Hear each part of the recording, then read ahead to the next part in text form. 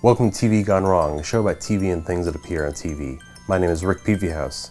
Every episode we'll have a review about a movie or TV show. We'll have a segment about behind-the-scenes world of TV, and we'll have a bit about something that pisses me off about TV. But now you're probably asking yourself, why should I listen to this moron? I mean, what makes my opinion so important? Well, my opinion isn't important. No critic's opinion is important. And why do we listen to critics? What makes them so appealing? Starting in the early days of filmmaking, films weren't taken as a serious art form, but still needed to be reviewed. In newspapers, a reviewer could be any reporter, sometimes was even anonymous. In the 1960s, Roger Ebert came around and elevated film criticism to the point that he became the first film critic to win the Pulitzer Prize for Criticism in 1975. In print and TV, there are generally two types of criticism you might see: the long form and the short form. The short form is really the review. Those are those short pieces that contain a plot summary, some cast details, and a general recommendation to the reader about how to spend their money. In the 1980s, Gene Siskel and Roger Ebert popularized the general audience movie review format for television.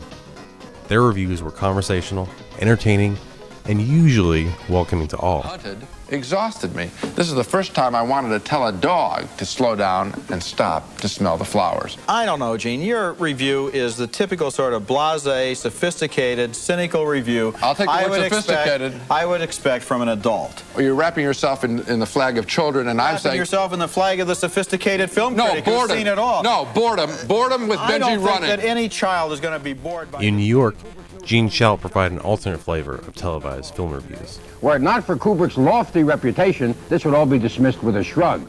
But because of his reputation and because of his past record of achievement, the film is an immense disappointment.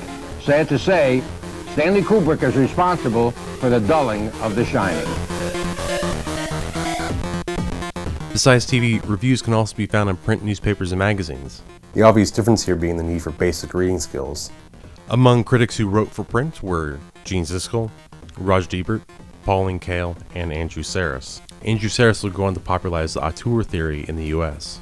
While short form can be called a review, long form is criticism with a capital C. Long form criticism takes its time reviewing the film, usually putting it into a historical context, asking provoking questions, and generally not giving the audience an easy answer. But these days, everyone's a critic. Anyone can have a blog or a Twitter or their own low-budget shit show on YouTube.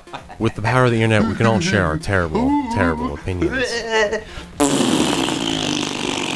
Besides all that, reviews are boring. After you've seen that trailer, you've already made up your mind. If you're interested, go see the movie. If you're not, don't see it.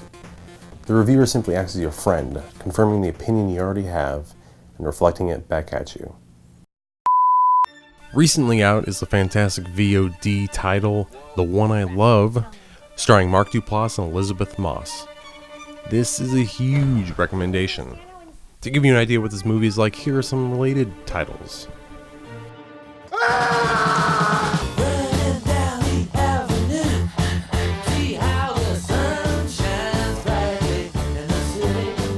I don't know. I get a good idea, and then, bam! I start thinking that is the stupidest thing ever. Tell me about it. Ruby Sparks, 26 years old, raised in Dayton, Ohio. Why Dayton?